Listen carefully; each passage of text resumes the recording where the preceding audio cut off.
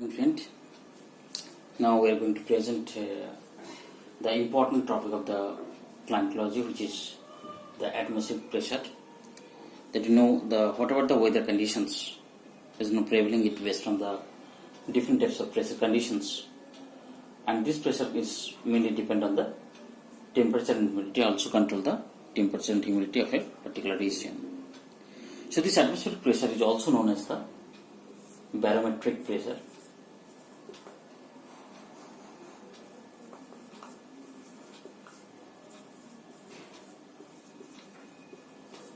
Also known as the barometric pressure, which is represented as the force per unit area exerted by the atmospheric column. That is the force per unit area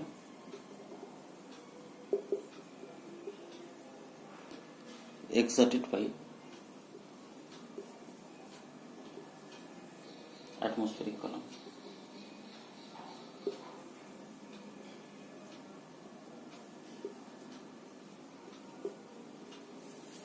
So this atmospheric pressure is not uniformly distributed over the globe. It's because it depends on the different factors like earlier temperature, humidity,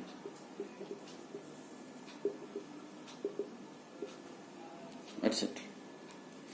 So this atmospheric pressure, that is proves, which is found to be higher in the polar region and low at the equatorial regions.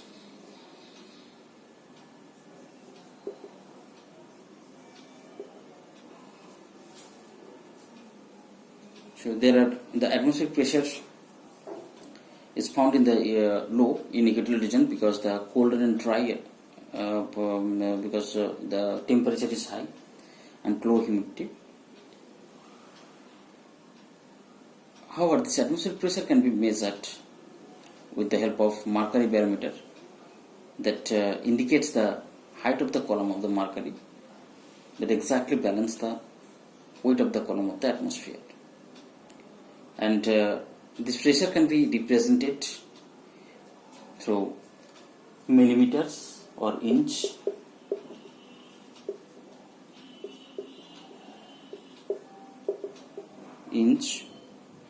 or it can be represented the pounds per square inch,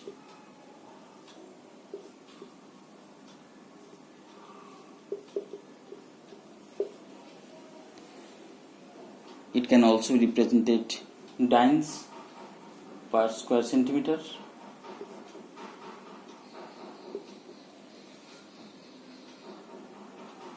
or millibars or kilopascal.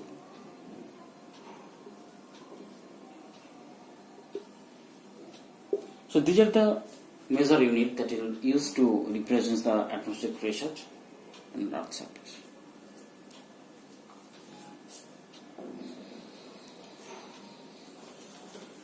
So there are two types of atmospheric pressure mainly happen. Especially one is there is a vertical movement or the vertical atmospheric pressure, variations of the atmospheric pressure, and there is a horizontal variation of the atmospheric pressure. Vertical variation. This is caused when the pressure decreases with height. For example, with increasing height, the pressure is decreases.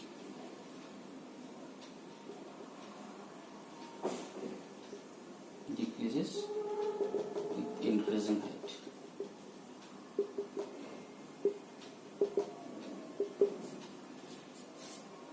Therefore, at the height of Mount Everest, the pressure is about 2/3 less than whatever the pressure is found in the mean sea level. So the decrease in pressure with altitude is not constant because it's depend on the air density, temperature,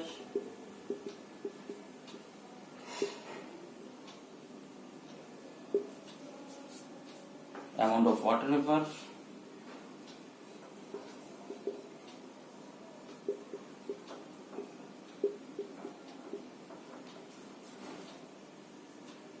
gravity, etc. So there is no simple relationship between the altitude and pressure. In general, the pressure decreases with a height at a rate of 34 millibar per 300 meters height. So this is the vertical pressure gradient force. It's much larger than that horizontal pressure gradient, but it is generally balanced, nearly equal, but opposite gravitational force. So the rising pressure indicates that the fine subtle weather, while the falling pressure, which is including the unstable and the cloudy weather.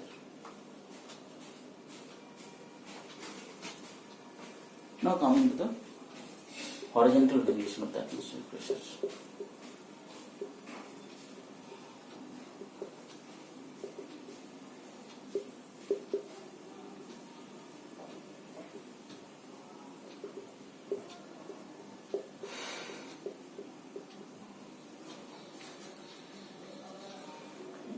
There are small differences in this pressure are highly significant due to the wind direction and the velocity. And this horizontal distribution of pressure is studied based on the study of isobar. That is the line of equal atmospheric pressure. Equal atmospheric pressure.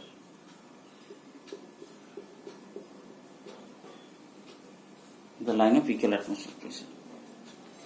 So these isobars that represent that stiff or strong pressure gradient, that is the close spacing isobar, stiff pressure gradient, while the wider spacing isobar is known as the pressure gradient is weak.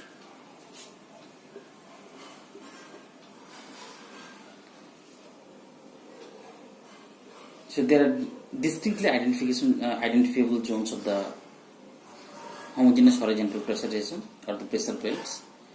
So based on this, their horizontal distribution, the pressure belt has been classified into the 7 major pressure belts on the globe.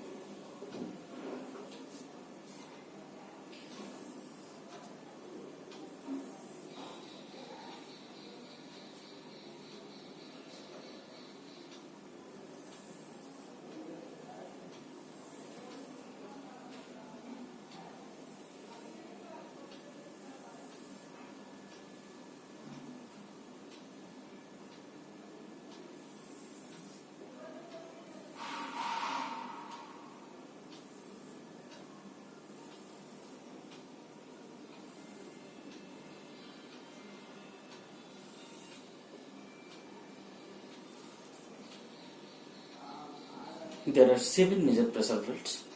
First, it is the equatorial low. Very low. Subtropical high.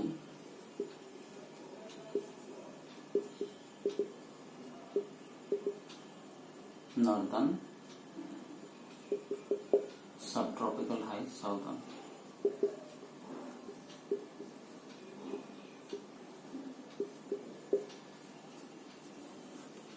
Subpolar low, southern.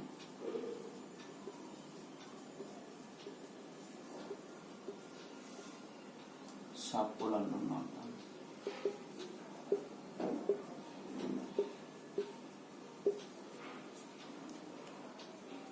And the polar high, south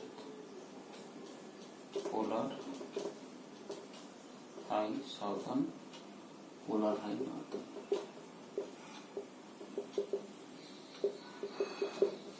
So these are the 7 major pressure belts that is found. So except this equatorial belt, there are all other forms, matching pairs in the northern and the southern direction that we found in our picture. Now coming to the characteristics of one by one. That is the first equatorial low pressure belt. This equatorial low pressure belt lies between 10 degree north to 10 degree south.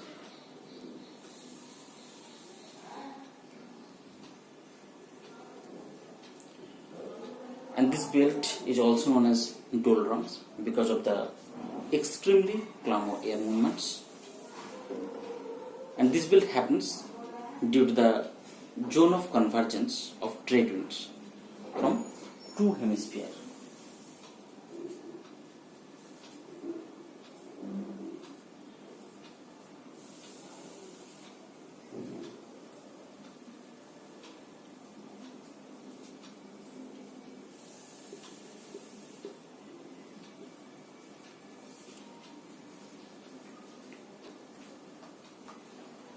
And the position of the belt is varies with the apparent movement of the sun.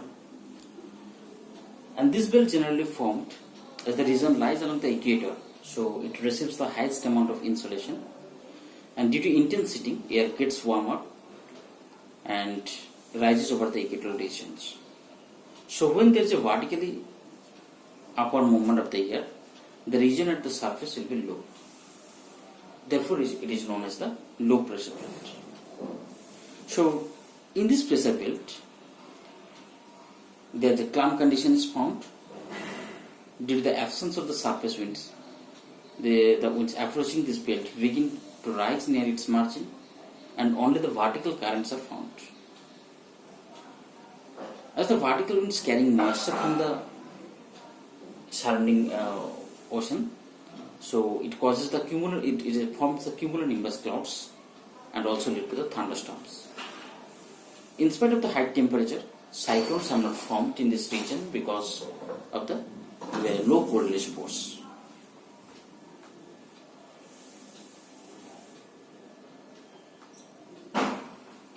Next is the subtropical high pressure belt.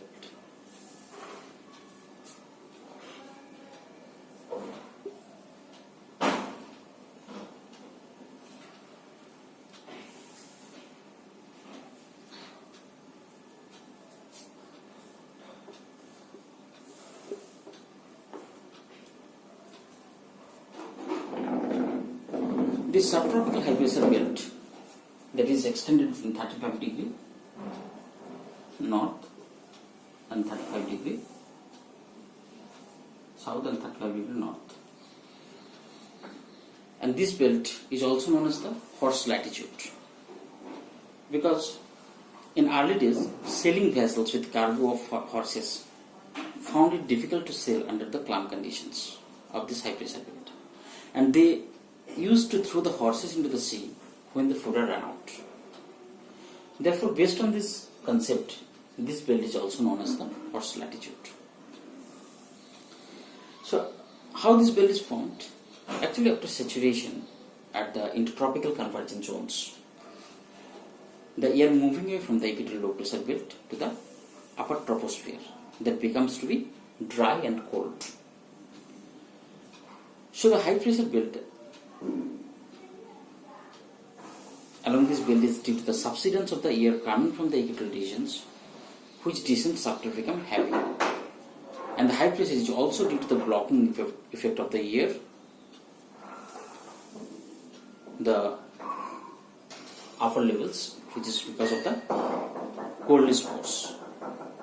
And in this belt, the subsiding air is warm and dry, and most of the deserts are found in this belt. So a calm condition, that is the anticyclone conditions, is formed in this belt, and this belt is frequently invaded by the tropical and the extratropical disturbances.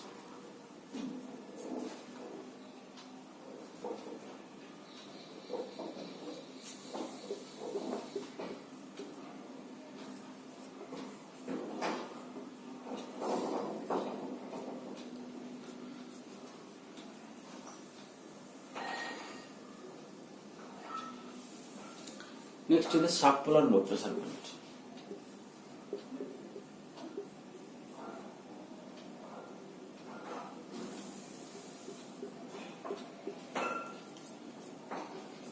This subpolar low pressure belt is extended between the 45 degree south, 45 degree north to the Arctic and Antarctic cycle, the 65 degree south to 65 degree. Owing to its low temperature in this latitude, the subpolar low pressure belts are not very well pronounced here now. And these belts of the northern hemisphere are grouped into the two centers of the atmospheric activity. One is the Icelandic low and the Aleutian depressions or Aleutian low. In the southern hemisphere, it surrounds the periphery of the Antarctica and are not as well as differentiated. These are dynamically induced, and the Coriolis force are produced due to the rotation of the Earth along its axis, and the ascent of the air result in the convergence of the westerlies and the polar easterlies. And the subpolar low pressure belts, mainly there is a more wind system is found, and due to the rotation of the Earth on its axis, which is caused the Coriolis force is so much strong in this belt. And finally, the last is the polar high pressure belt, which is extended between the 80 degree to 90 degree north and south latitude. And these are very small area extended around the poles only. So this belt, the lowest temperature are found over the poles, and the cool air on the region poles subsides, creating the high pressure belt at the surface of the Earth of this belt. So, whatever the conditions are found, it is found that there are two main causes. One is the thermal and dynamic for the pressure differences resulting in the high and low pressure system. So the thermal factors, that is, when the air is heated, it expands and hence its density decreases. So therefore it causes the low pressure.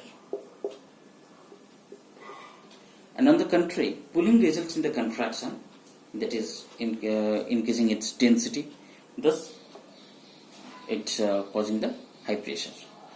So formation of the equatorial low and the polar high pressure belt are example of the thermal lows and thermal high respectively. Another factors, that is the dynamic factors, the formation of this pressure belt may be explained to the pressure gradient force and the rotation of the Earth. There is a contrasting of the differences between the high pressure and low pressure, and the importance of the Coriolis force that also influence this distribution of the pressure system of the high and low pressure in the globe. Thank you for watching this video.